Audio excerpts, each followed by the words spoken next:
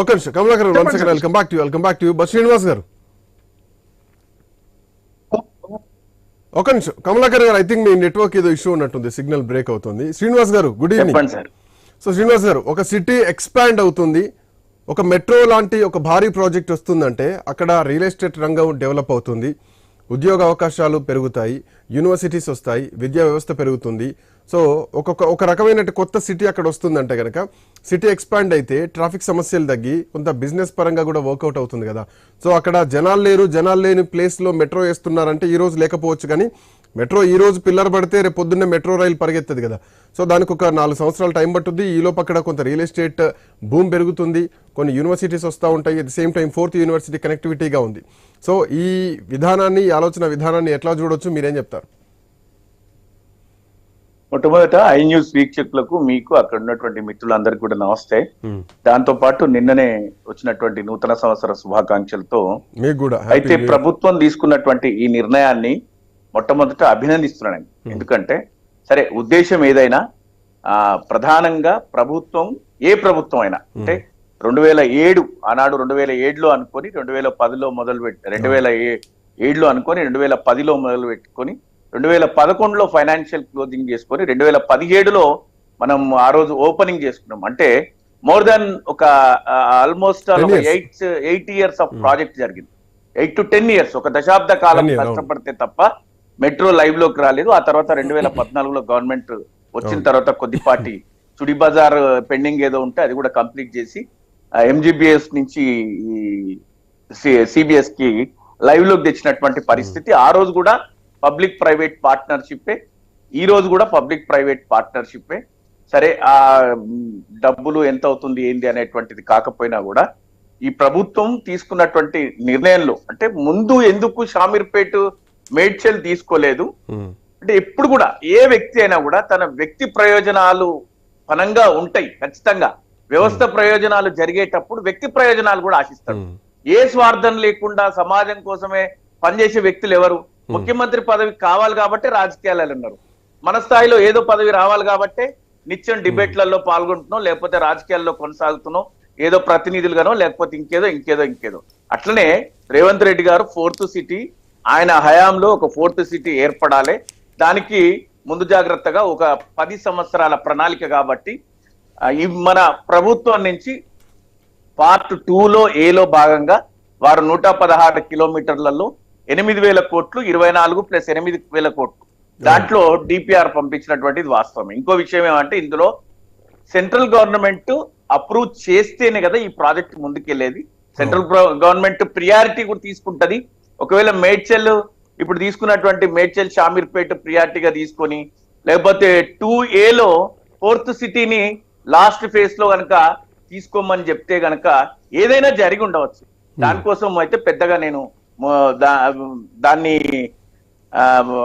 విమర్శనాత్మక దృష్టిలో కాకుండా నిజంగానే హైదరాబాద్ సిటీలో మెట్రో ఎంత అవసరమో దాంతో పాటు ఈ సిటీ అంతా కూడా సెంట్రలైజ్ చేసేటువంటి కార్యక్రమం నుంచి ఆల్టర్నేట్ సిటీస్ డెవలప్ కావాలి, వర్టికల్ నుంచి హారిజాంటల్ గ్రోత్ కావాలి.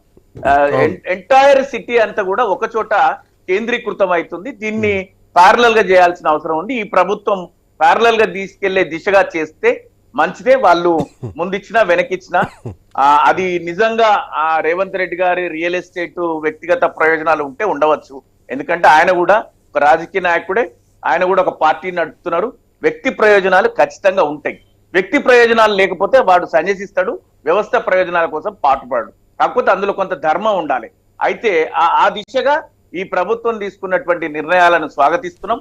ఖచ్చితంగా ఇవన్నీ కూడా ముందుకు పోవాలని ఆశిస్తున్నాం. సో మీరన్న వ్యక్తి ప్రయోజనాలు, కార్ రేసింగ్ విషయంలో నేను ఒకటే మాట మాట్లాడతాను. చెప్పండి శ్రీకాంత్. మీరన్న వ్యక్తి ప్రయోజనాల్లో ఆర్థిక ప్రయోజనాలు, రియల్ ఎస్టేట్ ప్రయోజనాలు, ప్రయోజనాలు ఇవన్నీ ఉన్నాయి. సొంతంగా డెవలప్మెంట్ కోసం ఇవన్నీ చేస్తున్నారు, రాజకీయ ప్రయోజనాలు ఉంటాయి, అన్ని ప్రయోజనాలు ఉంటాయి. అంటే ఎట్లాంటి శశబిచ్చం లేదు. ఈ మాట్లాడుకోవడానికి కాస్త ఇబ్బందిగా ఉంటదేమో కానీ అన్ని రకాల ప్రయోజనాలు ఉంటాయి. ఇవాళ ఈ తెలంగాణలో ప్రతి ఒక్కరు వాళ్ళ సామాజిక వర్గం మా ప్రభుత్వం ఉంది అని రొమ్ము దరుచుకుంటున్నారు. అది తప్పేం లేదు అనిపిస్తుంది నాకు. ఎందుకంటే వాళ్ళు అట్లా ఫీల్ అవుతున్నారు. That is nothing wrong. అదేమో తప్పు కూడా నేను దాన్ని తప్పుగా కూడా చూడ. సామాజిక వర్గాలను పెంచి పోషిస్తున్నారు. ఈ రోజు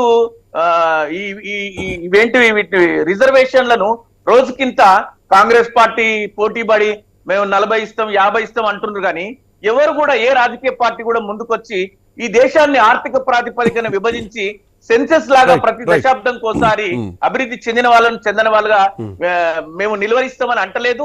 దేశాభివృద్ధికి తోడ్పడతాం అంటలేదు. సంవిధానం చేతిలో పట్టుకొని మేము వస్తే 100% చేస్తాం 90% చేస్తామని ముందుకెళ్తున్నారు. అది వేరే సబ్జెక్టు. అయితే ప్రభుత్వం తీసుకున్న మెట్రో రైలు పట్ల ఉత్తరాదిని కూడా మెట్రో తీసుకొచ్చింది. అట్లనే దక్షిణాదిని కూడా వాళ్ళు తీసుకున్న 2A కొంత పార్ట్ ఉంది. ఈస్ట్ వెస్ట్ అయితే అందులో హయత్ నగర్ ఉంది. ఈస్ట్ వెస్ట్ అంటే ఎంటైర్ ORR చుట్టూ వచ్చే విధంగా వాళ్ళు చేయాలనే ఆలోచన మనం స్వాగతించాల్సిందే. ఈ 5 సంవత్సరాలనే ఈ ప్రాజెక్ట్ ఏం పూర్తయిపోదు. ఈ 5 సంవత్సరాల తర్వాత ఎవరు ఉంటారో ప్రజలు నిర్ణయిస్తారు. అంత దాకా మనం ఓపిక పడితే మంచిది. కాకపోతే ప్రభుత్వం అప్పటికే సగం అయిపోతే ఆ సగం కూడా కంటిన్యూ చేయాల్సినటువంటి అవసరం ఉంటది. డెఫినెట్ గా ఇప్పుడు మొన్న ఒకసారి చంద్రబాబు నాయుడు గారు అన్నారు ఏమనంటే, నా తర్వాత వచ్చిన రాజశేఖర రెడ్డి గారు కానీ ఆ తర్వాత వచ్చినటువంటి చంద్రశేఖరరావు గారు ఆ అభివృద్ధి అంశాలను కొనసాగించిండ్రు కాబట్టే ఔటర్ రింగ్ రోడ్ గాని ఎయిర్పోర్ట్ గాని లేదా మెట్రో రైల్ గాని పూర్తి అయినాయి. ఆ దిశగా ప్రభుత్వాలు పనిచేయాలి. మంచి అంశాలు ఎవరు ఏర్పాటు చేసినా కూడా వాటిని కొనసాగించాలి. నిజంగా రేపు పొద్దున బీఆర్ఎస్ పార్టీ మళ్ళీ అధికారంలోకి వస్తుంది. వచ్చిన రోజు పాపం రేవంత్ రెడ్డి గారు ఈ రోజు ఆయన ఫౌండేషన్ వేస్తే మేము ఆ రోజు రిబ్బన్ కట్ చేసే పరిస్థితిలో ఉండాలి ఖచ్చితంగా. అంతేగాని ఆయన వేసిందని మేము అలైన్మెంట్ మార్చడానికి కూడా వీలు ఉండని పరిస్థితులలో ఉంటది మెట్రో అయితే. ఇప్పుడు బ్రాహ్మణ వెల్లంలో ఉంది, ఆయన మొన్న పోయి రిబ్బన్ కట్ చేసిండ్రు కదా. ఇట్లా చాలా అంశాలు. మా ఎల్బీ నగర్ ఫ్లైఓవర్ ఉంది, ముఖ్యమంత్రి గారు ఫ్లైఓవర్ కట్ చేసిండ్రు కదా. అట్లా అని చెప్పి ఆనాటి అప్పట్లో ఏర్పాటు చేసిన అసంపూర్తిగా మిగిలిపోయిన ఔటర్ రింగ్ రోడ్ కానీ లేదా అసంపూర్తిగా మిగిలిపోయిన మెట్రో కానీ చంద్రశేఖరరావు గారు వచ్చిన తర్వాత కట్ చేసిండ్రు కదా, రిబ్బన్ కట్ చేసిండ్రు కదా. సో ప్రగతి అంటే కాంగ్రెస్ పార్టీ ప్రగతిని కొనసాగింపుగా తీసుకుంటుంది కానీ ఆ ప్రభుత్వంలో జరిగిన అభివృద్ధిని మాత్రమే కొనసాగింపుగా తీసుకుంటుంది కానీ ఆ ప్రభుత్వంలో జరిగిన ప్రయాస కానీ దానికైనటువంటి ఆర్థికంగా తీసుకొచ్చినటువంటి ఏవైతే లోన్స్ అప్పులు ఉన్నాయో వాటిని పెద్దగా చేసి చూపించేటువంటి ప్రయత్నం చేస్తుంది. అయితే ఇంక పోతే ఈ ప్రభుత్వం మెట్రో వల్ల కలిగేటువంటి ప్రయోజనాలు మనం చూసినాం.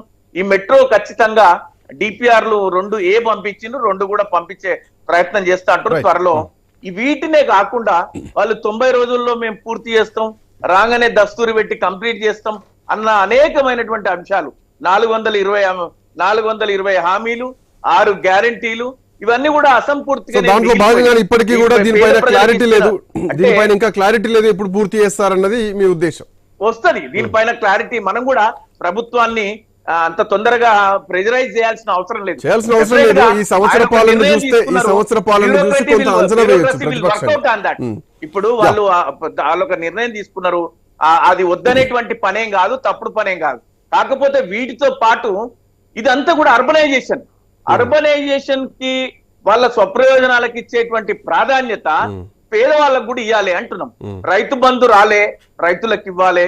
కౌలుదారులకు ఇస్తా అన్నారు పైసలు, కౌలుదారులకు ఇయ్యలే. రైతు కూలీలకు ఇయ్యలే.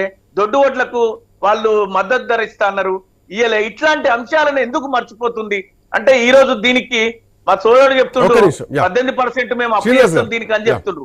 పబ్లిక్ ప్రైవేట్ పార్ట్నర్షిప్ లో 18% స్టేట్ గవర్నమెంట్ కాంట్రిబ్యూషన్ అయినా కూడా మొత్తము 30-24 55 కోట్లల్లా 18% అంటే 5-18-90 ఆల్మోస్ట్ ఆల్ 15,000 కోట్ల రూపాయలు ఖర్చు చేయడానికి సిద్ధంగా ఉన్నటువంటి స్టేట్ గవర్నమెంట్ ఎందుకోసము లేకపోతే ఇవన్నీ ఎందుకు ఆపి పెడుతుంది? వాటిని కూడా పరిగణనలోకి తీసుకొని రైతు సంక్షేమం కోసం చేసినటువంటి మా ప్రభుత్వపు అంశాలను ఎందుకు కొనసాగిస్తలేదు? తీసుకుంటా మీ వర్షం తీసుకుంటా కమలాకర్ గారు.